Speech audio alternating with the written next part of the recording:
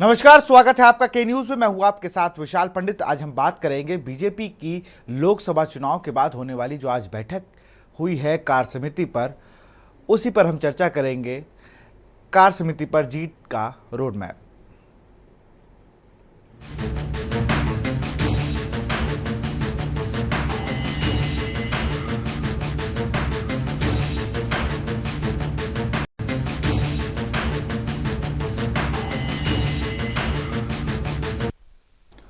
लोकसभा चुनाव के बाद लखनऊ में भाजपा की सबसे बड़ी बैठक हुई। इसमें भाजपा के अध्यक्ष जेपी नड्डा, पूर्व केंद्रीय मंत्री स्मृति ईरानी समेत यूपी के 3000 नेता शामिल हुए। उत्तर प्रदेश कार्य समिति की बैठक में चुनावी नतीजों पर चर्चा हुई। आगे की भी रणनीति तय की गई है। सीएम योगी ने कहा कि 2027 में बीजेपी सरकार बनाएगी। जो लोग उछल कूद करने का प्रयास कर रहे हैं और मुझे लगता है कि दोबारा इनको उछल कूद करने का मौका नहीं मिलेगा। विपक्ष पर सीधा निशाना था। वहीं अगर बात की जाए भूपेन्द्र चौधरी जो कि प्रदेश अध्यक्ष, उन्होंने कहा अखिलेश यादव आपको सावधान कर रहा हूं, ये कांग्रेस भस्मासुर है और आपको बहुत जल्द ठिकाने लगा देगी। कांग्रेस की नज़र आपके मुस्लिम वोट पर पड़ गई है। उन्होंने कहा कि सपा और कांग्रेस जैसे परिवारवादी जातिवादियों ने अफवाह फैलाई, मुस्लिम वोटरों को डरा दिखाकर उनके वोट लेने के लिए नया तरीका तलाशने का नया शिकार किया। और क्या कुछ कहा भूपेन्द्र चौधरी ने, वो सुन लेते हैं। केंद्र में लगातार तीसरी बार सरकार बनने पर माननीय प्रधानमंत्री जी मोदी जी, पार्टी के राष्ट्रीय अध्यक्ष माननीय जगत प्रसाद नड्डा जी और केंद्रीय नेतृत्व को हार्दिक शुभकामनाएं देता हूं और आप सभी सम्मानित साथी कार्यकर्ताओं और बहनों का अभिनंदन करता हूं। भाइयों बहनों, हम सभी जनवरी 2024 में प्रदेश कार्य समिति की बैठक में मिले थे। आज लोकसभा चुनाव संपन्न होने के उपरांत एक बार फिर आपसे मिल रहे हैं। इस प्रदेश कार्य समिति के बृहद स्वरूप में आयोजित की गई, जिसमें हम सभी को कार्य समिति के समापन के सत्र में माननीय राष्ट्रीय अध्यक्ष जी का मार्गदर्शन मिलेगा, जो हमारे लिए एक प्रसन्नता का विषय है। उत्तर प्रदेश कृषि प्रधान प्रदेश, यहाँ की सबसे उर्वरा भूमि है, देश की आत्मा और हृदय स्थल है। भगवान श्री राम और कृष्ण ने यहीं जन्म लिया है। यहीं पर बाबा विश्वनाथ जी का धाम है। वैदिक ज्ञान को लिपिबद्ध करने वाली भूमि नैमिषारण्य यहीं है। शक्तिपीठों से जुड़ी परंपरा यहाँ पर है। पूर्व में विपक्ष के लोग इस सामर्थ्य को समझ नहीं पाते थे, वे कांवड़ यात्रा को रोकते थे, हमें हमारे धार्मिक तीज त्योहार मनाने के लिए रोकने का काम करते थे। लेकिन आज 500 वर्षों बाद अयोध्या में भगवान श्री राम के मंदिर का निर्माण हमारी विरासत का सम्मान है। सही अर्थों में कहा जाए तो हम सभी भारतीय जनता पार्टी के कार्यकर्ता परंपरा को आगे बढ़ाते हुए आगे बढ़ रहे हैं। भारतीय जनता पार्टी एक ऐसा राजनीतिक दल है जिसके कार्यकर्ता के मन में पहले देश फिर दल, अंत में स्वयं के हित रहते हैं। हमारा यह प्रदेश उसी दृष्टिकोण के साथ माननीय प्रधानमंत्री जी के मार्गदर्शन में वैभवशाली भारत, शक्तिशाली भारत, आत्मनिर्भर भारत के रूप में आकार ले रहा है। आज हमें गर्व है कि माननीय प्रधानमंत्री जी के नेतृत्व में तीसरी बार केंद्र में भारतीय जनता पार्टी की सरकार बनी है। हम उनका स्वागत और अभिनंदन करते हैं। कुल मिलाकर बात यही है कि विपक्ष ने किस तरीके से लोगों को बांट दिया। हमारे संवाददाता संदीप मिश्रा ने कार्य समिति में जाते वक्त कई नेताओं से बातचीत की। एक बार वो भी सुन लेते हैं। सर, आज बैठक में आए हैं, सम्मिलित हुए हैं, किन बिंदुओं को लेकर चर्चाएं होनी है? तो संगठन का जो निर्देश होगा, हम लोग दिशा निर्देश प्राप्त करने आए हैं। कार्य समिति की बैठकें लगातार होती रहती हैं, तो आज सभी लोग जो है। अच्छा दयालु जी, ये भी है कि जिस तरीके से लोग जो है आवाज उठा रहे हैं, क्योंकि अभी देखा गया है कि बादलपुर के जो विधायक है उन्होंने आवाज उठाई है, क्या इन पे भी चर्चा होगी? ये आवाज नहीं है उनका व्यक्तिगत विचार हो सकता है और पूरा प्रदेश इससे सहमत नहीं हो सकता। तो अब ये सब चीजों पे सबका अपना निर्णय है। सबको मेन मकसद 27 का रहेगा। 27 में को लेके जो चिंता करनी है पार्टी को करेगी। कार्य समिति की बैठक होगी है, और बैठक में जो है सब बात करने के लिए दिनेश शर्मा जी आए हुए हैं। सर, आज बैठक हो रही है। देखिए, भारतीय जनता पार्टी एक कैडर बेस्ड पार्टी है और समय समय पर पार्टी की बैठकें ये एक रूटीन प्रक्रिया है। और चूंकि चुनाव थे, इस कारण से प्रदेश कार्य समिति नहीं हुई थी। अब सारे हमारे विधायकगण, सांसदगण, हमारे पदाधिकारी, जिला अध्यक्ष एक वृहद बैठक जो स्वरूप है उसको माननीय राष्ट्रीय अध्यक्ष जी भी संबोधित करेंगे और माननीय मुख्यमंत्री जी भी संबोधित करेंगे।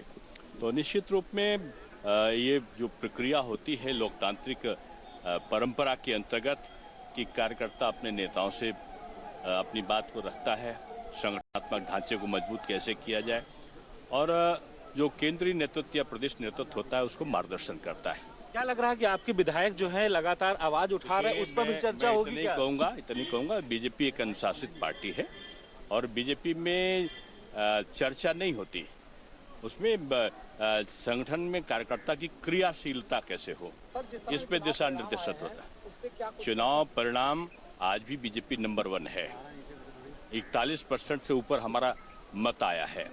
समाजवादी पार्टी भी 33% हमसे 8 या 9% पीछे है। नंबर 1 हम थे और नंबर 1 हम हैं और 2027 में नंबर 1 हम रहेंगे। जो विधानसभा में हमको 2022 में 41% से ऊपर मिला था उससे भी ज़्यादा हमको इस बार मिला है। सीटों का जो लोकल इक्वेशन होता है उसमें अंतर जरूर आता है। जो भी जहाँ पर भी और मेहनत की ज़रूरत होगी पार्टी करेगी और पार्टी की शुरुआत 2 सीटों से हमने शुरुआत करके आज 22 राज्यों में हमारी सरकार है और आज सबसे बड़ी पार्टी हम है। निश्चित रूप में आप मान के चलिए अब 2/3 नहीं 3/4 बहुमत 2027 में आएगा। ये भाजपा के कार्यकर्ताओं का अटल विश्वास है। समिति की बैठक जो है मैं जितिन प्रसाद जो कि केंद्रीय मंत्री हैं वो यहाँ पे पहुंचे हुए हैं। सर बहुत बहुत बधाई है के न्यूज़ की तरफ। धन्यवाद के न्यूज़ को शुभकामनाएं। सर आज बैठक में किस तरीके से क्या आज कार्य समिति की बैठक में शामिल हुए हैं? अब आए हैं, आज पूरा प्रदेश के कार्यकर्ता नेतागण समस्त लोग आए हैं। माननीय राष्ट्रीय अध्यक्ष जी का आगमन है। अब इसके बाद देखिए आज बताएंगे क्या चर्चा होती है। कार्य समिति की बैठक में मोहसिन रजा जी पहुंचे हुए हैं और इस समिति को लेकर के जिस तरह की चर्चाएं हो रही हैं 27 में कुछ नया करने क्योंकि विधायक भी आवाज उठा रहे हैं, तो क्या लग रहा है इस बार कुछ इस बैठक में क्या निकल के आने वाला है? देखिए हर एक लोकतंत्र है और सभी जनप्रतिनिधि हैं, अपनी अपनी बात सभी रखते हैं और प्रदेश कार्य समिति में हमेशा प्रदेश के सारे ही अपने जनप्रतिनिधि आते हैं। भारतीय जनता पार्टी के सारे कार्यकर्ता आते हैं, माननीय राष्ट्रीय अध्यक्ष आएंगे, प्रदेश अध्यक्ष आएंगे, संगठन महामंत्री होंगे, सभी लोग होंगे।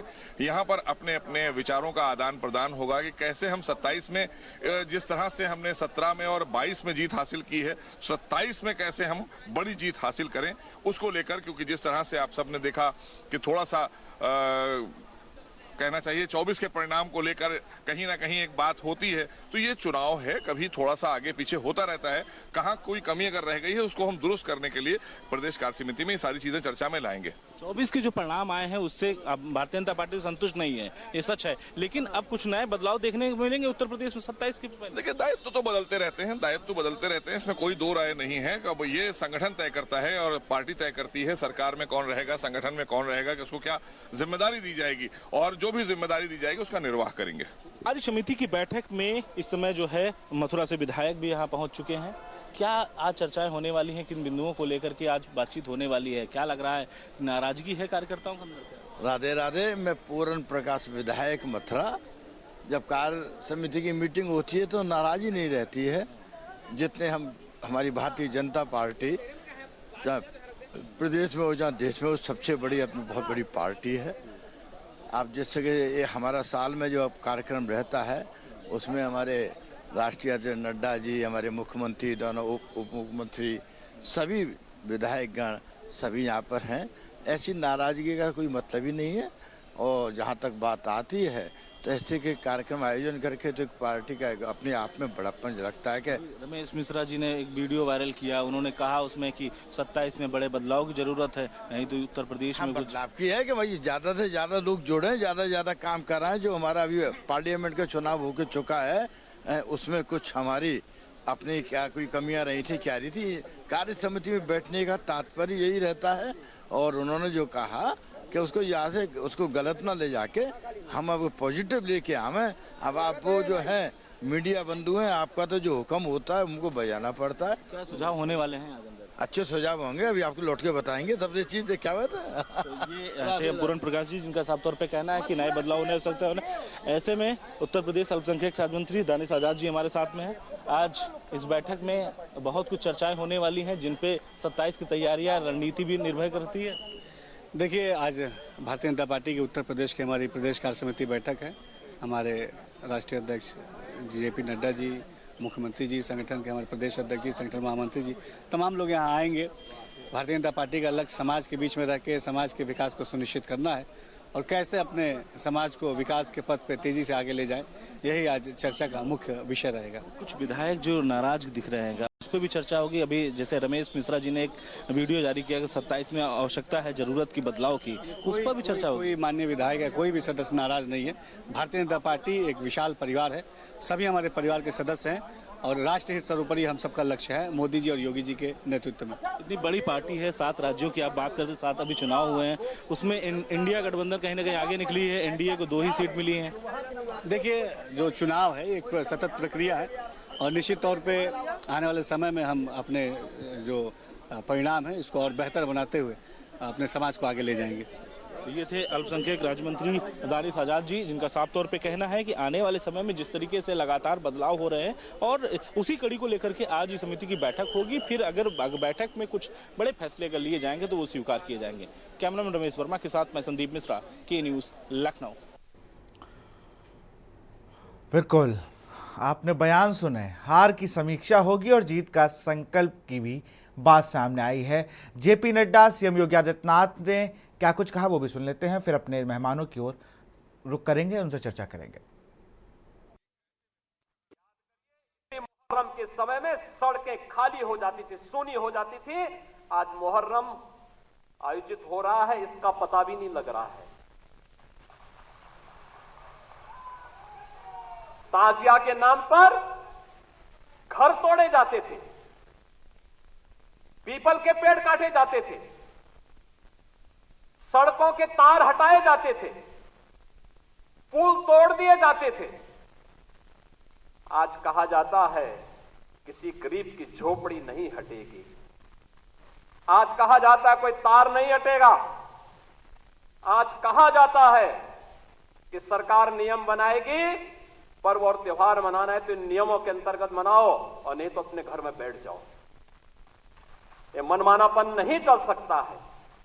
और विधि का शासन कैसे होना चाहिए, सुशासन कैसे होना चाहिए, यह भारतीय जनता पार्टी की सरकारों ने देश के अंदर करके दिखाया है। चाहता हूं कि इन चुनाव के नतीजों ने यह बता दिया कि जो भी राजनीतिक दल है, अगर वो कहीं सक्षम है नॉर्थ ईस्ट में तो मध्य भारत में शून्य है। अगर कोई सक्षम है उत्तर भारत में तो वो दक्षिण भारत में दिखने को नहीं मिलती। अगर वो सक्षम है पश्चिम भारत में तो पूर्व में उसका नाम लेवा भी नहीं है। और अगर कोई सक्षम है मध्य में तो उसका उत्तर, पूर्व, पश्चिम, दक्षिण कहीं भी नाम लेवा नहीं है। ये अकेली भारतीय जनता पार्टी है जो पैन इंडिया पार्टी है, अखिल भारतीय पार्टी है, हर जगह है, पूर्व में, पश्चिम में, उत्तर में, दक्षिण में, पूर्वोत्तर में। अगर कोई पार्टी है तो अकेली भारतीय जनता पार्टी है, ये हमको समझना चाहिए। और इसीलिए जब हम बात करते हैं तो हमें ध्यान में रखना चाहिए। हमें आश्चर्य होता है, समाजवादी पार्टी की सरकार के समय कन्नौज के मेडिकल कॉलेज की चर्चा हुई। कन्नौज के मेडिकल कॉलेज का नामकरण बाबा साहब डॉक्टर भीमराव अंबेडकर जी के नाम पे था। समाजवादी पार्टी के तत्कालीन मुख्यमंत्री ने नाम बदल दिया। और इस बार जब मैं वहां गया था, हमारे वहां मंत्री श्री असीम और उन्होंने मेरे सामने इस बात को रखा। हमने उसी दिन कहा कि नहीं, ये बाबा साहब भीमराव अंबेडकर के नाम पर ही मेडिकल कॉलेज फिर से जाना जाएगा। और हम लोगों ने इस मेडिकल कॉलेज का नामकरण उसी समय वहां किया था। लखनऊ का भाषा विश्वविद्यालय, क्या ये मान्यवर कांसी राम जी के नाम पे नहीं था? क्यों चेंज कर दिया गया? ये सब समाजवादी पार्टी की सरकार में होता है। दलित चिंतकों और महापुरुषों और सामाजिक परिवर्तन के बाहर उन महापुरुषों को क्या समाजवादी पार्टी ने अपमानित नहीं किया था? वो लगातार अपमानित करते थे। ये तो संविधान की अवहेलना करते थे। इन्होंने तो धर्म के आधार पर अनुसूचित जाति, जनजाति और पिछड़ी जाति को मिलने वाले आरक्षण पर भी सेध लगाने का काम किया था। कौन नहीं जानता 2016 में जब समाजवादी पार्टी की सरकार थी, अनुसूचित जाति के नौजवानों की स्कॉलरशिप को समाजवादी पार्टी की सरकार ने रोकने का काम किया था। हम लोग इसको मुद्दा नहीं बना पाए। तो ये जो बातें हैं, इनसे कई वर्गों को संजोने का काम किया है, चाहे वो अंबेडकर जी की बात हो, चाहे वो रोड पर तार हटने से मुहर्रम से जोड़कर अपनी बातों को कहना हो, जो कहते आए हैं अमूमन सीएम योगी आदित्यनाथ पुरानी लय पर फिर से वापस आ गए। संदीप मिश्रा ने पूरी कार्य समिति बैठक में मौजूद रहे, पूरी कार्य समिति को बहुत अच्छे से देखा। संदीप का रुख करेंगे। और संदीप, जरा दर्शकों को बताइए कार्य समिति में क्या हुआ। केशव प्रसाद मौर्य का वो बयान और सीएम योगी आदित्यनाथ के बयान कार्यकर्ताओं को लेकर, और भूपेन्द्र चौधरी ने भी कहा कि हमें बिल्कुल हताश नहीं होना है।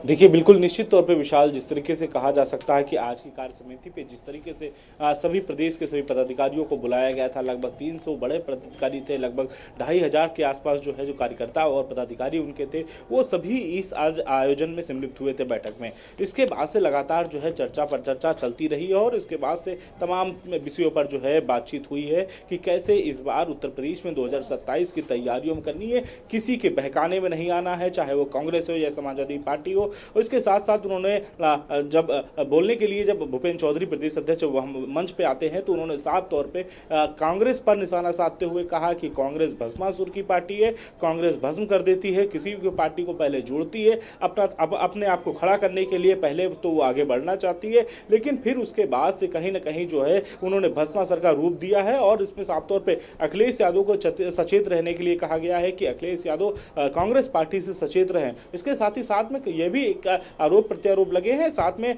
जब उत्तर प्रदेश के मुख्यमंत्री योगी आदित्यनाथ का जब संबोधन शुरू होता है तो उन्होंने साफ तौर पे अपने कार्यकर्ताओं के अंदर उत्साह जगाने का प्रयास करते हैं। फिर उसके बाद अगर हम चर्चा करते हैं तो उन्होंने डिजिटल ध्यान देने के लिए कहा है। साफ तौर पे उन्होंने कहा है कि जब 2024 के चुनाव चल रहे थे लोकसभा के, तब किसी ने कोई नहीं समझ पाया कि आखिर कहानी क्या चल रही है, कैसे विपक्ष जो है सोशल मीडिया पर हमलावर था, कैसे विपक्ष को जवाब भारतीय जनता पार्टी के वो सोशल वर्कर जो है वो नहीं दे पाए हैं। उसको जवाब देने के लिए भारतीय जनता पार्टी के हर एक कार्यकर्ताओं को खड़ा रहना पड़ेगा, हर एक कार्यकर्ताओं को जूझ करके उनके हर एक सोशल मीडिया अकाउंट में जा करके उनको जवाब देना होगा। इस तरीके से जवाब देते हुए उन्होंने कहा है। इसके साथ ही साथ जब जेपी नड्डा का संबोधन शुरू होता है तो जेपी नड्डा भी साफ तौर पे कहते हुए कांग्रेस को घेरने का प्रयास करते हैं कि लगभग जो है 15 राज्यों की अगर बात करते हैं वहां पर कांग्रेस पार्टी का जो है खाता तक नहीं खुल पाया था। तो इस तरीके से उनके जो बयान थे वो सामने निकल के आए, यानी कि कहीं ना कहीं जो आज जो प्रदेश के जो अपने पदाधिकारी जो कार्यकर्ताओं को जो आज बुलाया गया था, उनसे जो समीक्षा की गई, उनसे जो राय लिए गए, उनके जो मशवरे लिए गए, फिर उसके बाद से साफ तौर पे कांग्रेस पर निशाना साधते हुए जेपी नड्डा ने भी कहा कि जिस तरीके से इकोनॉमी की बात करते हैं कांग्रेस पार्टी, लेकिन कहीं ना कहीं इकोनॉमी भारतीय जनता पार्टी के 10 साल में बढ़े हुए हैं। और आज उत्तर प्रदेश में उत्तर प्रदेश से नहीं पूरे भारत में जगह जगह एक्सप्रेस वे बनाए जा रहे हैं, जगह जगह रोडों का निर्माण हो रहा है। इसके साथ साथ मेडिकल कॉलेजेस बनाए जा रहे हैं। तमाम चीज़ों का जो गुणगान है वो भारतीय जनता पार्टी के कार्यकर्ताओं अंदर जोश भरते हुए नजर आए। तो ये माना जा रहा है कि आज की जो समिति है उसमें कई महत्वपूर्ण चीजों पर रखा गया है और अपने कार्यकर्ताओं को एक बार फिर से 27 की तैयारी को लेकर जोश भरते हुए नजर आए हैं। जी, लेकिन बड़ा सवाल यह है कि कार्य समिति की बैठक में जो नेताओं की नाराजगी बताई जा रही थी कि भाई भूपेन्द्र चौधरी ने कहा कि हमें हताश नहीं होना है, केशव प्रसाद मौर्य ने कहा कि जो आपका दर्द है वही मेरा दर्द है कार्यकर्ताओं के लिए। संदीप,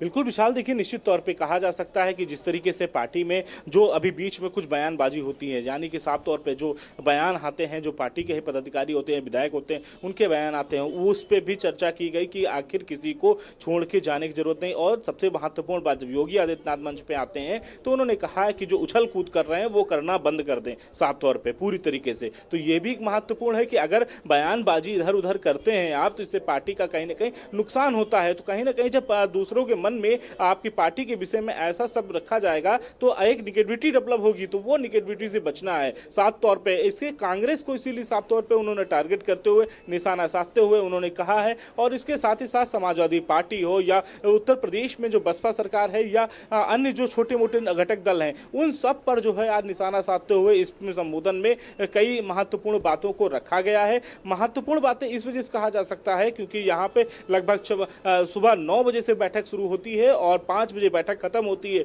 तो ये विशाल इससे अंदाजा लगाया जा सकता है कि इसमें जो स्टेप बाय स्टेप जो सेशन चले हैं, उन सेशन में कई मंडल के लोगों को अलग अलग तरीके से बातचीत की गई है। अब मुझे संदीप इस चीज का इंतजार है कि जल्द ही जब अब ये कार्य समिति हो गई, लगभग 2500 कार्यकर्ता आ गए, इसमें मंडल अध्यक्ष, बूथ अध्यक्ष, पन्ना प्रमुख तमाम लोग होंगे, ऐसा मुझे लगता है।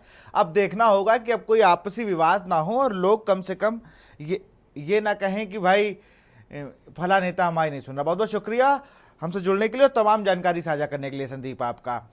हम अब मेहमानों का रुख करेंगे लेकिन एक छोटे से ब्रेक के बाद।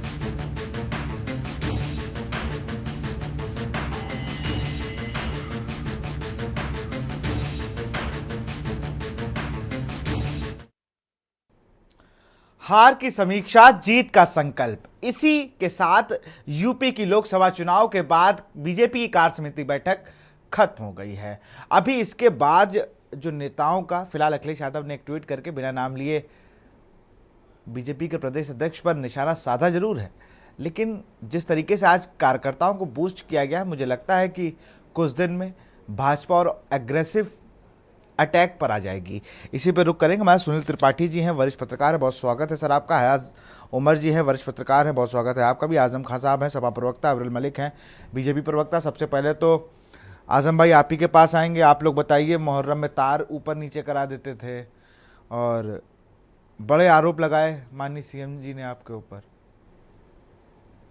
विशाल जी, अफसोस है कि भारत की जनता, उत्तर प्रदेश की जनता लगातार भाजपा से ये कह रही है कि आप धर्म का नाम पे जो खेल खेल रहे हैं वो ना खेलिए।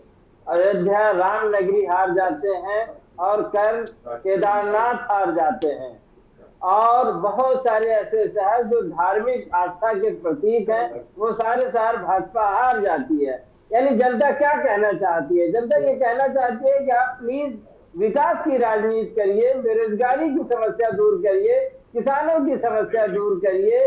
पेपर लीक जो हो रहा आप उस पर जरा ध्यान दे देते। मुहर्रम का जुलूस तो सदियों से निकलता रहा और निकलता रहेगा। आप ठीक है, प्रशासन उसे जैसे निकलने देगा वैसे निकलेगा, लेकिन जो पेपर लीक हो रही है, जो बेरोजगारी है, जिस वजह से भाजपा की ये दुर्दशा हुई है, भाजपा उस पर अभी भी विचार नहीं कर रही है। अभी भी सारी चीजों में वो धार्मिक एंगल खोजने की कोशिश कर रही है। यानी किसी तरह से धर्म का फुट हो जाए और चीज पतली गली से निकलने का रास्ता मिल जाए। लेकिन उत्तर प्रदेश की जनता, भारत की जनता अब उन्हें धर्म के नाम पे पतली गली से निकलने नहीं देगी। बिल्कुल, धर्म के नाम से निकलने नहीं देगी। लेकिन एक बड़ा आरोप आप लोग पे भी तो है कि आप नाम बदल देते हैं, आप लोगों को परेशान करने का काम करती थी आपकी सरकारें, त्यौहार नहीं मनाने देते थे, आपने लोगों को भ्रमित करके चुनाव जीत लिया और कांग्रेस जिसके साथ आप गठबंधन करके बड़े बड़े सपने देख रहे हैं वो तो भस्मासुर आपको खत्म कर देगी, ऐसा कह रहे हैं प्रदेश अध्यक्ष बीजेपी के। भाजपा से बड़ा भस्मासुर कोई है क्या? भाजपा अपने अलाइंस को कैसे खा जाती है, इसका सबसे बड़ा उदाहरण शिवसेना उद्धव ठाकरे है। उद्धव ठाकरे जी को कहाँ छोड़ा उन्होंने आज। इसी तरह से बहुत सारे दल हैं जिनको भाजपा, जो उनके अलाइंस थे वो आज उनके अलाइंस नहीं है, उन्हें तोड़ फोड़ के नेस्त नाबूद कर दिया। अब खाली 2 दल बचे हुए हैं, टीडीपी और जेडीयू।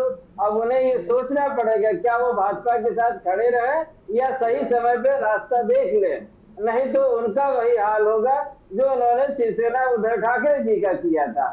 तो हमारे ऊपर वो हमारी चिंता ना करे, कह दीजिए भाजपाइयों से वो अपनी चिंता करे, जनता उन्हें खदेड़ने पे आ अरे एक अच्छे पड़ोसी का, अरे वो तो एक अच्छा नैरेटिव सेट कर रहे हैं ना कि सारी पॉलिटिकल पार्टीज को चिंता हो, आपकी चिंता कर रहे हैं तो क्या गलत है? नहीं, गलत चिंता करें ना, वो अपनी चिंता करें। जनता जिसको खदेड़ने लगेगी उसको चिंता अपनी करनी चाहिए। जनता तो हमें सराटों में बैठा रही है। अभी कल आपने देखा 13 में 10 सीटें इंडिया जीतने में कामयाब रही। तो इंडिया ब्लॉक का इसका मतलब जनता के प्रति विश्वसनीयता बढ़ रही है। जब हमारी विश्वसनीयता बढ़ रही है तो हमारे ऊपर आरोप लगाने से अच्छा है कि आपकी विश्वसनीयता यानी भाजपा की विश्वसनीयता घट क्यों रही है, इस पे उन्हें मंथन करना चाहिए था। लेकिन उन लोगों ने इस पे मंथन नहीं किया। जहां तक हमें कार्य समिति की जो प्रिंट मीडिया और इलेक्ट्रॉनिक मीडिया में पढ़ने को मिला, अभी भी वही धर्म अधर्म की बात, यानी वो धार्मिक है, विपक्ष अधार्मिक है, वो सदाचारी है, विपक्ष भ्रष्टाचारी है, और वो राष्ट्रभक्त है, विपक्ष राष्ट्रद्रोही है। इन्हीं सब चीजों पे चर्चा करते रहे, बुनियादी मुद्दों पे अभी भी नहीं आया, यानी विकास क्यों नहीं हो रहा है, महंगाई क्यों बढ़ती जा रही है, खाद्य महंगाई सर चढ़ के बोल रही है। चलिए अब जवाब भी ले लेते हैं, अविरल मलिक से जवाब भी ले ले। अविरल जी, सुना आपने? चलिए आजम भाई जवाब ले लेते हैं, आजम भाई जवाब ले लेते हैं, जवाब ले लेते हैं, बहुत समय बचा है। अविरल भाई जी नहीं, देखिए जिस प्रकार से ये भारतीय जनता पार्टी के संबंध में कह रहे हैं, सबसे पहले इन्हें अपने लिए देखना चाहिए, अपनी पार्टी को देखना चाहिए, अपने नेता को देखना चाहिए और इंडी गठबंधन को देखना चाहिए। ये किस प्रकार से कहा करते थे कि भारतीय जनता पार्टी की सरकार यदि बनती है, यदि नरेंद्र मोदी जी प्रधानमंत्री बनते हैं तो संविधान को पलट दिया जाएगा, संविधान को समाप्त कर दिया जाएगा। और मैं इनसे जानना चाहता हूं, संसद के पास ये अधिकार ही नहीं है कि वो संविधान की बेसिक स्ट्रक्चर में किसी भी प्रकार की तब्दीली ला सके, मूल भावना को ठेस पहुंचा सके या उसको पलटने का प्रयास कर सके। ये संसद के पास अधिकार नहीं है। और अगर ये जानना चाहते हैं तो एक केशवानंद भारती केस पढ़ लें। केशवानंद भारती केस में बिल्कुल स्पष्ट लिखा हुआ है। उसके बावजूद भी इन्होंने जिस प्रकार से जनता को गुमराह करने का कार्य किया कि यदि सरकार बनती है तो संविधान को पलट दिया जाएगा, संविधान को बदल दिया जाएगा। आपके नेता कहते क्यों थे ये? आपके नेता कहते क्यों थे? हमने मांगा था क्या? एक मिनट, इस विषय को मैं स्पष्ट कर देता हूं। हाँ। देखिए अमेंडमेंट्स पहले भी बिल्कुल होते रहे, कतई आगे निजी भी राय होते मत बताइएगा मुझे, बिल्कुल कतई ये मत कहिएगा कि निजी राय थी। जी नहीं, मैं इस विषय को बिल्कुल नहीं कहूंगा। देखिए अमेंडमेंट्स पहले भी होते रहे हैं और भविष्य में भी होते रहेंगे। इसीलिए ग्रामीण भाषा में गांव के लोगों के मध्य में जाकर वो अमेंडमेंट शब्द का तो प्रयोग नहीं करेंगे, ये स्वाभाविक है। तो इसीलिए वो संविधान में परिवर्तन लाने की बात कहते थे, उसका इन्होंने गलत अर्थ निकाला। देखिए भैया अविरल भाई मैं आपको बताऊं ना, आप परिवर्तन भी बताओगे तो नहीं समझ पाएगा कोई। मैं लिख के दे रहा हूं, किसी गांव में कह दो परिवर्तन होने वाला है तो नहीं सुनेगा। जहां कहोगे बदला जा रहा है, यही हुआ है आप लोगों के साथ। अब आप कह रहे हो कि अमेंडमेंट और परिवर्तन और उसको क्लॉज बताने लोगों, ये सब कोई नहीं सुनेगा। आपको बैकफायर कर गया, हो सकता है 400 पार। आप कह रहे हो ना भारतीय जनता पार्टी की सरकार बनी, नहीं एनडीए की सरकार बनी। अब मानिए आप इस बात को। अब तो लोग कह रहे हैं ना नेशनल डेमोक्रेटिक अलायंस की गवर्नमेंट है ये। कहां भारतीय जनता पार्टी का नाम हो रहा है? सिंगल लार्जेस्ट पार्टी कौन सी है, इस बात को आप बताइए। भैया सिंगल लार्जेस्ट पार्टी ठीक है, सरकार किसकी कहे हम? एनडीए की सरकार है, बीजेपी की सरकार है, मोदी जी की सरकार है, एनडीए की सरकार है। नहीं, किस एंगल से आप इस विषय को देख रहे हैं वो एक अलग विषय हो मैं सकता कोई है। विषय को किसी एंगल से नहीं देख रहा हूं। जो मोदी जी ने कहा मैं वो आपको बता रहा हूं कि ये मजबूत भारत की एनडीए सरकार है। अगर ये उन्होंने कहा नहीं तो मैं अपने शब्द वापस ले रहे रहा हूं।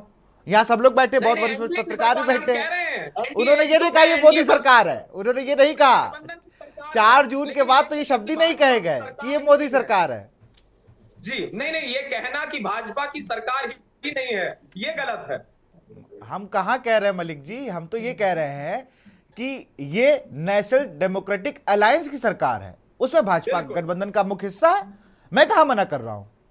पहले भी एनडीए की ही सरकार थी, 10 साल से भी एनडीए की ही सरकार थी। चलिए बिल्कुल, मैं जरा हयात उमर जी का रुख करूंगा। हयात सर, अगर बात की जाए कार्य समिति की बैठक है और वही देखिए पुरानी बातें फिर से आ गई हैं, नए लिबास में आई हैं। इस बार थोड़ा उनको और तराशा गया है कि भाई अब की तार को ले आए हैं। पहले कब्रिस्तान की दीवार थी, इस बार तार को आ गया है कि तार हटा दिए जाते थे और लाइट बंद हो जाती थी और तमाम चीज़ें बता डाली। लेकिन मूल मुद्दा यही है कि विधायक नाराज जो थे, केशव प्रसाद मौर्य ने कहा कि जो आपका दर्द है वही मेरा भी दर्द है, मैं समझ सकता हूँ। ये उन्होंने कहा। और भूपेंद्र चौधरी कह रहे हैं कि कार्यकर्ताओं को हताश होने की जरूरत नहीं है। बिल्कुल आप सही कह रहे हैं। ये भाजपा उसी ट्रैक पर है जिस ट्रैक पर आज से 5 साल पहले या 10 साल कोई बदलाव नहीं। और भाजपा के बारे में जो कहा जाता है कि हमेशा चुनावी मोड में रहती है, इलेक्शन मोड में रहती है, ये कार्य समिति की बैठक भी आत्मचिंतन की बैठक कम लगी, चुनावी रैली के तौर पे इसको ज्यादा लगा।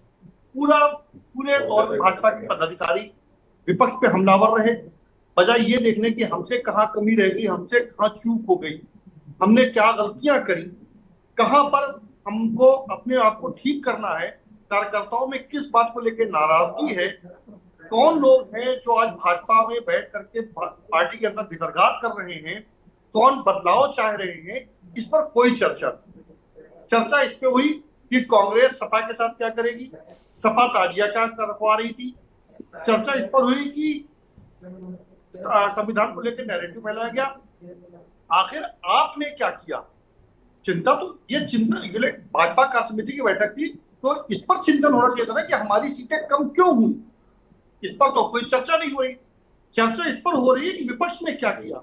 अगर आपको ये तो चुनावी रैली जैसा बैठक लग रहा था, क्या विपक्ष को लगातार कोस रहे हैं, कांग्रेस की गलतियां निकाल रहे हैं, अपनी आत्म प्रशंसा में लगे हुए, लगातार आत्म प्रशंसा का दौर चल रहा है, खुद ही अपनी पीठ ठोकी जा रही है, अपनी पीठ थपथपाई जा रही है। तो क्या इससे 2027 में कुछ आप पा पाएंगे?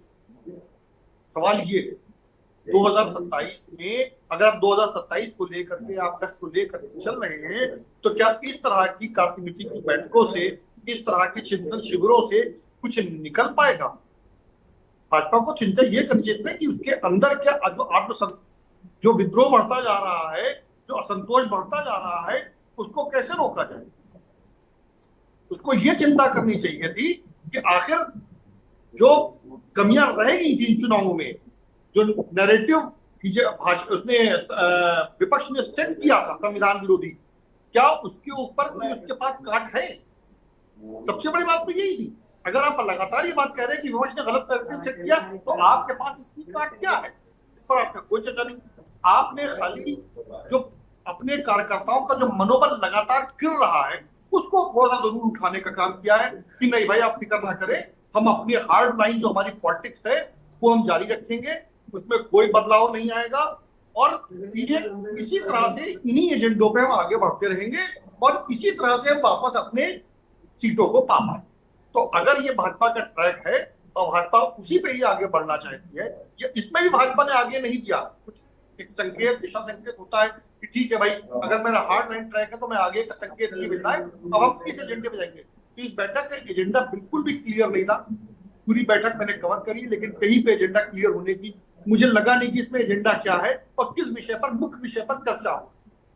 वो कह रहे थे, बिल्कुल बिल्कुल, वो एक शायरी है, मैं कहीं सुन रहा था कि एक महफिल में मेरे कत्ल की साजिश हो रही थी, मैं आया तो लोग बोल उठे कि बहुत लंबी उम्र है तुम्हारी। वही हुआ, इतना विरोध था, इतना सब कुछ था, लेकिन घूम फिर के बाद जब आई आपकी, जब बैठक हो गई कि भैया राष्ट्रीय अध्यक्ष आ गए, संगठन महामंत्री आ गए, तो वहाँ लोग कह रहे जो आपका दर्द है वही मेरा दर्द है। मन से ये नहीं सुनने के लिए कार्यकर्ता वहाँ पहुँचा था।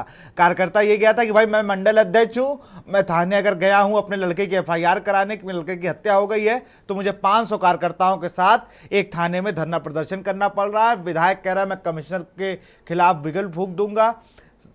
एक पूर्व मंत्री कह रहा कि तहसीलदार भ्रष्टाचारी हो चुका है। एक कह रहा है जिस स्थिति में है, एक विधायक कह रहा है कि हम चुनाव नहीं जीत पाएंगे। इन सब मुद्दों पर बात होनी चाहिए जिनसे मुझे लगता है सब कतराते नजर आए। सुनील त्रिपाठी की तरफ चलेंगे। सर, आप किस तरीके से देखते हैं इस कार्य समिति? देखिए विशाल जी, बहुत अच्छा प्रश्न किया है आपने, मैं आपको धन्यवाद दे रहा हूं। भारतीय जनता पार्टी आज भी अहंकार से बाहर नहीं निकल पाई। उन्हें चिंतन और मंथन इस बात की आवश्यकता थी, करना चाहिए था कि जिस प्रधानमंत्री के एक आवाज पर पूरे देश ने ताली और थाली बजाई, उसका उत्तर प्रदेश में क्या हाल हो गया, क्यों हो गया? उनके कारणों पर कोई चिंतन मंथन नहीं हो रहा है। वही गांव वाली हाल कि तेरा मेरा मेरा तेरा बस। आप चिंता समाजवादी पार्टी ना करें। मैं निवेदन साथ कह रहा हूं भाजपा प्रवक्ता से कि जो आपका आधार वोट था वो खिसक रहा है। ये मैं नहीं कह रहा हूं, चूंकि हम लोग मीडिया के लोग हैं, सबके बीच उठते बैठते हैं। ये प्रदेश की आवाज जो मैं आप तक पहुंचा रहा हूं, आपने भ्रष्टाचार की पराकाष्ठा पार कर दी, महंगाई की पराकाष्ठा पार कर दी, और जिस तरह से आपकी पार्टी में बाहर से आए हुए व्यक्तियों को सम्मान मिला, मैं तो एक कहूंगा कि किराएदार जो आपको वहां पहुंच गए वो आपके वफादार सिपाहियों से ज्यादा महत्वपूर्ण हो गए, और जो कोर वोटर आपका था वो कहीं न कहीं आपसे इन कारणों से भी दब गया। और मैं निवेदन साथ कहना चाह रहा हूं कि जिस प्रदेश के मुख्यमंत्री के विधानसभा के सामने उसके सत्ता दल के लोग अगर धरना प्रदर्शन करना शुरू कर दें, विशाल जी, ये बहुत चिंतक विषय है, इसको अहम से नहीं लेना चाहिए। अगर हमारे परिवार के बच्चे हमारे सामने जिंदाबाद मुर्दाबाद करना शुरू कर रहे हैं तो निश्चित रूप से मेरे में कहीं कमी है, उस कमी को दूर करने का प्रयास करना चाहिए। लेकिन भारतीय जनता पार्टी का अहंकार मैं आज भी देख रहा हूं, कुछ मान्यवर प्रवक्ताओं का अहंकार देख रहा हूं। अरे अखिलेश जी तो 43 पे, मैं इतनी पा गया हूं। जो मृत प्राय पार्टी पड़ी होकर और जीवित होकर खड़ी हो जाए आप सामने, तो समझ लीजिए आपके लिए खतरे की घंटी है। अब महंगाई पे आप बात कर लीजिए, आज हालात महंगाई कितने पहुंच गए हैं, दलहन तिलहन सब्जी कोई पूछने वाला नहीं है। व्यापारी लूट रहे हैं, जो मंडियों में सामान आ रहा है उसको स्टॉकिस्ट अपने पास रख लेते हैं, सप्लाई कम हो रही, रेट बढ़ते चले जा रहे हैं। कहीं उत्तर प्रदेश में एक डीएम छापा मार रहे हो, बता दीजिए हमको आप। भ्रष्टाचार का आलम हमें विशाल जी, एक सीतापुर का पहला ब्लॉक पड़ता है, वहां ग्राम सभा रामपुर कला की जांच प्रधान और सचिव की बीडीओ ने किया, एसडीएम ने किया और तहसीलदार ने किया। कल जिला कृषि अधिकारी पहुंचे उस गांव में, और आज भी वो भ्रष्टाचार वैसे ही पड़ा हुआ है। ग्राम प्रधान पंचायत सेक्रेटरी पैसा देके भ्रष्टाचार खत्म करके और बच जाते हैं। एक नहीं, मैं सीतापुर जनपद कम से 15 ब्लॉकों को बता दूं कि ये हाल है कि जमीन इस तरफ काम नहीं हुआ है। जल मिशन की बात करते हैं, जल मिशन में जो सड़कें गांव बनी थी किसी तरह से, उनको भी खोद डाला आपने। और जिस तरह से पाइप डाले गए हैं, जरा एक टीम भेज के आप जांच करा लीजिए, देखिए जल मिशन में कौन से 3rd क्लास पाइप आ रहे हैं, टंकियों से पानी नहीं आ रहा है। आइए बिजली पे, जो मूलभूत समस्याएं जनता की हैं उस पर चिंतन करना चाहिए था। देखिए ग्रामीण अंचलों में बिजली क्या हाल है। आपने साहब कटिया तो खत्म कर दी, मीटर लगवा दिया, उसके बाद अलग थाने बनवा दिए। मैं बिजली चोरी पचतर नहीं हूं, लेकिन क्या आपने बटलर पैलेस में कभी छापा मारा हो, बता दीजिए हमको आप। उस गरीब को वहां जो मानवर पहुंच जाए जिसके बाद झोपड़ी में मीटर लगा है, एक बल्ब जला रहा है, वोट देगा आपको। मैं दावे के साथ कह रहा हूं कि भारतीय जनता पार्टी अगर इन बिंदुओं पर न ध्यान दी, 27 में समाजवादी पार्टी को आने से विशाल जी कोई नहीं रोक पाएगा। हम लोग छोटे छोटे पत्रकार हैं, जन तक बीच बैठते हैं, देखते हैं। विशाल जी एक सेकंड, बिल्कुल जी प्रधानमंत्री जी मंगलसूत्र की बात कर रहे थे, क्या उन्होंने सोचा है कि एक पिता अपनी बेटी को विदा करने में पायल और सामान सोने कैसे खरीद रहा है? 80,000 90,000 में सोना कर दिया आपने, 70 चांदी कर दी। गांव का आदमी अगर पूरा गेहूं गल्ला बेच डाले तो अपनी बेटी और बीवी के लिए एक पायल नहीं खरीद पा रहा है, और आप विदेशियों को बैठा के सोने थाली में खाना खिला रहे हैं। बड़ा निवेदन साहब कह रहा हूं विशाल जी, कई मूलभूत समस्याएं ऐसी हैं कि गांवों में विकास के नाम पे कोई कार्य नहीं हुआ है। सड़कों के हालात देख लीजिए आप, बस से बदतर है। मैं समाजवादी पार्टी प्रवक्ता नहीं हूं, लेकिन जरूर कहूंगा कि Samajwadi party law and order fail हुई। आज लखनऊ में देख लीजिए, विकास भवन, लोक भवन, मेट्रो में कितना गिनाऊं जो विकास किसने किया है? अखिलेश जी ने किया। अगर एक इस भारतीय जनता पार्टी कार्यकाल में हुआ हो बताइए हमको आप। हाँ, लॉ एंड ऑर्डर में योगी आदित्यनाथ जरूर तारीफ करूंगा। अगर law and order Akhilesh ji ने सुधार लिया होता तो मेरा मानना है कि उत्तर प्रदेश में भारतीय जनता पार्टी का आगमन दोबारा नहीं होता। लेकिन कोई चिंतन मंथन नहीं करना चाह रहा। इनके जो अध्यक्ष, प्रदेश अध्यक्ष भूपेन्द्र चौधरी जी, मैं निवेदन साथ कहना चाह रहा हूं, उनके आवास में मिलने गया। इलाहाबाद बनारस कई वरिष्ठ कार्यकर्ता पदाधिकारी गेट से बाहर गेट बंद कर दिया गया और उनको मिलने नहीं दिया गया। तो सोचिए, जब कार्यकर्ता आपका जो बेस है, वोटर है, वो आपसे दूर हो जाएगा तो किला कैसे फतह करेंगे? भगवान ही जाने। यही कारण है कि अयोध्या, केदारनाथ, कई सीट ऐसी सीटें महत्वपूर्ण हारे हैं भारतीय जनता पार्टी लोग, फिर भी अहम नहीं खत्म हो रहा, चिंतन और मंथन नहीं हो रहा कि जनता हमसे दूर क्यों रही। सुनील जी मैं जवाब ले लूं, मैं अविरल मलिक से जवाब ले लूं क्योंकि समय की बाध्यता है। अविरल, आप सारी चीजें सुनिए, आपने हयात उमर जी को भी सुना और सुनील त्रिपाठी जी को भी सुना। बड़ा निवेदन किया गया आपसे कि भाई इन मुद्दों पर भी अपनी पार्टियों तक बात पहुंचाए, इन मुद्दों पर भी बात की जाए। जी नहीं, निश्चित रूप से इन विषयों पर विचार किया जा रहा है। और जहां तक मुख्य रूप से मैं कहना चाहूंगा, जिस तरीके से अखिलेश यादव के शासन की बात है, तो जिस प्रकार से उस समय दंगे हुआ करते थे, माफियाओं इसी को में वो हार गए बढ़ावा विशाल जी, मिला करता था। अविरल जी, इसी में अखिलेश जी हार गए, वरना विकास कामों में उनको प्रथम प्राथमिकता देता हूं, और मैं नहीं हर मीडिया देती जो कार्य किया उन्होंने, लेकिन दंगे ही बर्बाद कर दिए अखिलेश जी को। केवल कानून व्यवस्था के मुद्दे पर ही रहा। हाँ, कानून व्यवस्था के मुद्दे पे, विकास के मुद्दे पर नहीं। मीडिया कितना सहयोग, आज समाजवादी पार्टी, आपकी पार्टी ने तो सचिवालय पास तक बंद कर दिया। मेरे वरिष्ठ पत्रकार बैठे, पूछिए इनसे कि सचिवालय के पास मांगताएं जिस तरह से रौंदा है आपने मीडिया को, कल लाखों लोग आपसे नाराज है, 2 लोग नाराज नहीं, सचिवालय के पास कैंसिल, मांगताएं कैंसिल, विज्ञापन कैंसिल। चलिए अविरल जी का जवाब ले लेते हैं जरा। जी नहीं, देखिए जिस प्रकार से उस समय दंगे हुआ करते थे, दंगों में लोगों की जाने जाया करती थी। मैं भी कहता हूं, अच्छी बात है। जिन लोगों की जाने जाया करती थी, जिन लोगों के परिवार उजड़ा करते थे, उन लोगों के लिए रोजगार का क्या महत्व रह जाता होगा, इस बात को भी बताना चाहिए। और कौन सी सड़कों का उनके लिए महत्व रह जाता होगा, जिनकी जान ही नहीं बचेगी, उनके लिए क्या महत्व रहेगा सड़कों का, उनके लिए क्या महत्व रहेगा किसी विकास का जो अखिलेश यादव करते रहे होंगे। तो जिस प्रकार से उस समय दंगे होते रहे, माफियाएं बढ़ते रहे, तो जिस प्रकार से चाहे मुख्तार अंसारी की बात कर ली जाए, अतीक अहमद की बात कर ली जाए, जिस तरीके से प्रोटेक्ट किया करते थे, जरा ब्रजेश सिंह की बात कर लीजिए मानवर। ब्रजेश सिंह सुनील जी उनकी बात को पूरा होना चाहिए, फिर मैं बात करता हूँ। सुनील जी उनकी बात को पूरा सुन लीजिए। देखिए जिस प्रकार से उस समय परिवारवाद को बढ़ावा मिला, जातिवाद को बढ़ावा मिला, भ्रष्टाचार को बढ़ावा मिला, ये सबको मालूम है। और समाजवादी पार्टी के प्रवक्ता के रूप में आजम जी यहाँ मौजूद हैं, इन्हें भी मालूम होगा किस प्रकार से केवल एक ही परिवार पूरे उत्तर प्रदेश को चलाया करता था। लेकिन भाई साहब, अविरल भाई, मैं थोड़ा दो सेकंड आपको रोकूंगा।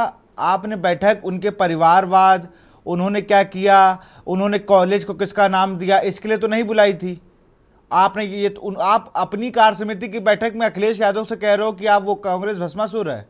आपको पता है आपने एक पार्टी से गठबंधन किया जिसने आपको पूरे पूर्वांचल में एक सीट दिलाई है, उसका एक विधायक पेपर लीक में फंसा है, 2 विधायक बल्कि, एक निषाद पार्टी के हैं विपुल दुबे, एक बेदीराम। इस पर चर्चा होती नहीं कि भाई कुछ गलत फैसले तो नहीं लिए, चर्चा हो रही कि अखिलेश को कौन खत्म कर देगा, उनकी पार्टी को कौन डैमेज कर देगा। क्या मतलब है इससे कि समाजवादी चिंतन शिविर में बात हो कि मोदी जी ने आज बताइए ये फैसला ले लिया, गलत था अपनी पार्टी के लिए। ये तो नहीं होना चाहिए ना। कार्य समिति में मतलब के कार्यकर्ताओं की बात होती, तभी तो कार्य समिति है ये।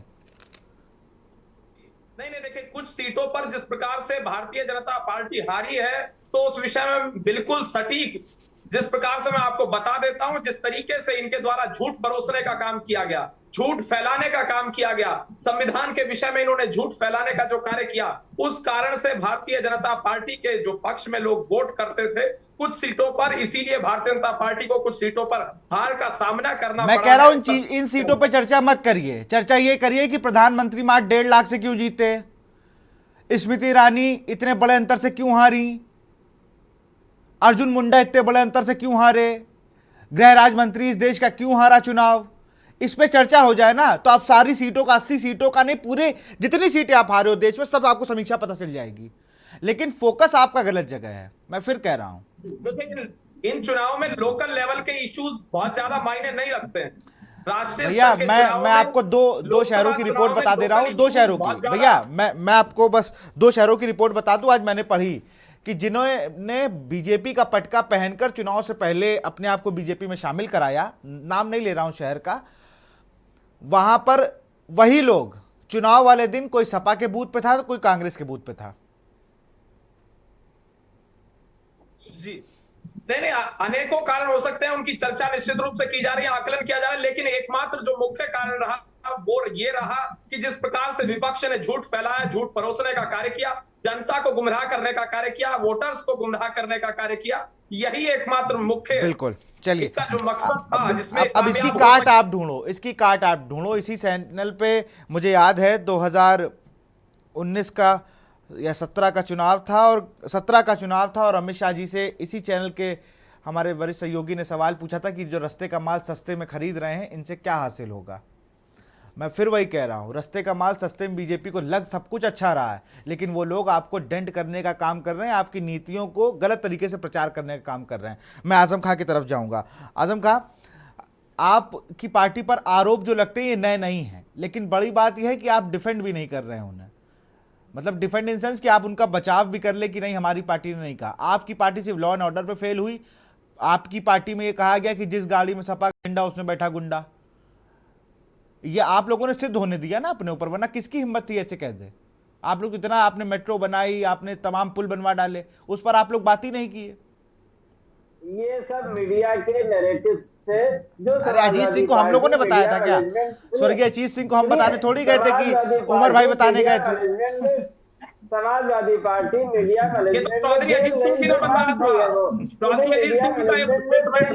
दूसरी बात, आज का एनसीआरबी का डाटा कहता है कि उत्तर प्रदेश रेप और हत्या में नंबर 1 पे है। ये एनसीआरबी का ताजा डाटा ये कह रहा है। इसको क्या कहेंगे आप? कानून व्यवस्था सुधर गई है अगर उत्तर प्रदेश एनसीआरबी के डाटा में नंबर 1 पे कैसे है? और बहुत सारी चीजों में अभी भी एनसीआरबी जो क्राइम रिपोर्ट आती है उत्तर प्रदेश 1, 2, 3 नंबर पे है। यानी ऐसा नहीं है कि उत्तर प्रदेश 28वें नंबर पे हो, ऐसा नहीं है। अगर ये तो सिर्फ मीडिया का परसेप्शन है कि उत्तर प्रदेश की कानून व्यवस्था सुधर गई है। उत्तर प्रदेश के पूर्व मंत्री खुद कहता है कि मेरे 42 साल के कैरियर में पहला मौका है जहां तहसील और थानों के अंदर भ्रष्टाचार है। अब आप कहोगे क्योंकि मीडिया नहीं कह रहा, जिससे जनता तक नहीं पहुंच रहा। जब एक पूर्व मंत्री, कैबिनेट मंत्री कह रहा है और भाजपा का ही मोती सिंह कह रहे हैं कि 42 सालों के कैरियर में, मेरे राजनीतिक कैरियर में इतना बड़ा थाना और तहसील का भ्रष्टाचार नहीं देखा, तो आप कैसे कह सकते हैं? बस ये है कि इनका भ्रष्टाचार और मीडिया में नहीं था, अब मीडिया उसे दिखाने लगी है। आपको बता दूं आजम भाई, अभी मैं इसी डिबेट का अगर पहला पार्ट आप देखोगे ना, मैंने स्टार्टिंग ही इसी से करी और हयाज उमर जी से मैंने सवाल ही यही पूछा है। ये घूम फिर के मीडिया को टारगेट मत किया करो। सबसे सस्ती मीडिया विशाल जी ना। अरे सस्ती महंगी की बात नहीं है, मीडिया के पीछे मत पड़ा करो भाई। मीडिया अगर अपना काम कर रही है उसको कर लेने दो, अभी नहीं करेंगे तो आप ही लोग कहेंगे। अब ऐसे तो मीडिया को आप सुन लीजिए, आपके राष्ट्रीय अध्यक्ष क्या क्या कहते हैं पत्रकारों को जी, क्या कह दिया बताइए। अरे क्या क्या कहते हैं आपको खुद पता होगा, मैं ऑन स्क्रीन बता दूं मैं क्या कहते हैं। अरे आप मीडिया को कह रहे हो कि मीडिया का नैरेटिव। भाई चौधरी अजीत सिंह का बयान था ना, ये हमारा बयान था, वो चौधरी अजीत सिंह का बयान था। वो सही कह रहे हैं आप। ये बयान अभी राजेंद्र सिंह मोती जी ने दिया है। मैं मोती सिंह का कल मैं पूरा शो कर चुका हूं, उस पे मैंने पूरा शो किया है। मैंने कल भी मैं आपको भेज दूंगा, मैंने क्या सवाल पूछे ये भी मैं आपको बता दूंगा। कहा जा सकता है कि भ्रष्टाचार भाजपा में नहीं है। अरे ये जो कहते हैं गलत कह रहे हैं ना, ये भ्रष्टाचार में भ्रष्टाचार नहीं है। नेता अखिलेश यादव की तरह ही भाषण दे रहे हैं, ये अपने नेता की तरह ही भाषण दे रहे हैं। इसका मतलब भ्रष्टाचार है। भाई साहब आप मुझे लगता है उस टाइम अपना जिस दिन ये मान लेंगे कि भ्रष्टाचार है, उस दिन इनकी बहुत सारी समस्याओं का समाधान हो जाएगा। चलिए मैं फाइनल कमेंट लूंगा हयात उमर जी से। हयात जी, देखिए ये बहुत आसान होता है कि अपनी कमियों को छुपाने के लिए जो ठीकरा हुए अपनी गलतियों का, वो मीडिया के सर पे फोड़ देना विपक्ष पर। सपा ये गलती बहुत पहले से करती आ रही है और भाजपा ने गलती शुरू। आज की पूरी कार्य समिति की बैठक में कहीं पर भाजपा ने अपनी गलतियों पर, अपनी कमियों पर कोई चर्चा नहीं की और पूरा का पूरा ठेकरा विपक्ष पर, उसके नैरेटिव पर और मीडिया के कुछ हिस्से पर थोपने की कोशिश करी कि गलत तरह से आपको प्रोजेक्ट किया था। देखिए राजनीति में परसेप्शन बड़ी चीज है। कांग्रेस के पर भ्रष्टाचार का आरोप साबित बहुत कम, लेकिन परसेप्शन बन गया कि कांग्रेस, जबकि न 2G साबित हुआ, न टेलीकॉम आपका घोटाला साबित, न बोफोर्स का साबित हुआ। परसेप्शन बन गया कि भाजपा कांग्रेस में भ्रष्टाचार है और इसी परसेप्शन को आगे बढ़ा करके मोदी जी ने 2014 में वोट मांगे और पब्लिक ने उनको सपोर्ट किया। आज भाजपा और भ्रष्टाचारियों को अपने यहाँ शामिल करके धोला करके खड़ा कर देती है। इस बात को लेकर के कार्यकर्ता भी डिफेंसिव मुद्रा में है, उनके पास बचाव नहीं, कोई इस बात का जवाब देकर बचाव नहीं होता है। तो जाहिर बात है कि कहीं ना कहीं कार्यकर्ता का मनोबल टूटा है। इसी तरह से महंगाई के मुद्दे पर ये परसेप्शन बन गया है कि भाजपा की सरकारों में महंगाई बढ़ती है, इसका कोई तोड़ नहीं है। आप लगातार इस पे आपको बात करते हैं कि महंगाई को लेकर के क्या करेंगे, आप कैसे आम जनता को राहत पहुंचाएंगे, कैसे पेट्रोल डीजल की कीमतों में कमी लाएंगे। आप समझिए पहले कि आज तारीख में ये किराना के सामान से लेकर के सब्जियां, खाद, दूध, मतलब आदमी के बजट से बाहर होता जा रहा है। बिल्कुल, और मुझे लग रहा है इन सब चीजों पर अगर ध्यान नहीं दिया जाएगा ना, तो आने वाले चुनावों में, उपचुनाव में भी नतीजे कुछ और ही होंगे। बहुत बहुत शुक्रिया हयात उमर जी आपका, सुनील त्रिपाठी जी आपका, आजम खान जी आपका भी बहुत बहुत शुक्रिया, अवर मलिक जी आपका भी बहुत बहुत शुक्रिया। हम बात कर रहे थे हार की समीक्षा, जीत का संकल्प, लेकिन वही बात है, ऐसा भी हयात जी ने बताया और हमारे सहयोगी संदीप मिश्रा ने भी वो चीज़ें बताई कि भाई कार्यकर्ताओं को सिर्फ बूस्टअप किया गया है, मूल मुद्दे अभी भी गायब थे। अब देखना होगा कि किस तरीके से कार्यकर्ता रिस्पॉन्स करते हैं, क्योंकि बड़ी बात यह थी कि बीजेपी का कार्यकर्ता ही परेशान हो रहा था, लेकिन आज की हुई कार्य समिति की बैठक से बात मुझे लगता है कि कार्यकर्ताओं के बीच में जो थोड़ी बहुत अड़चन होगी वो खत्म हो जाएगी। फिलहाल इस कार्यक्रम में इतना ही। देखते रहिए के न्यूज़ इंडिया। नमस्कार।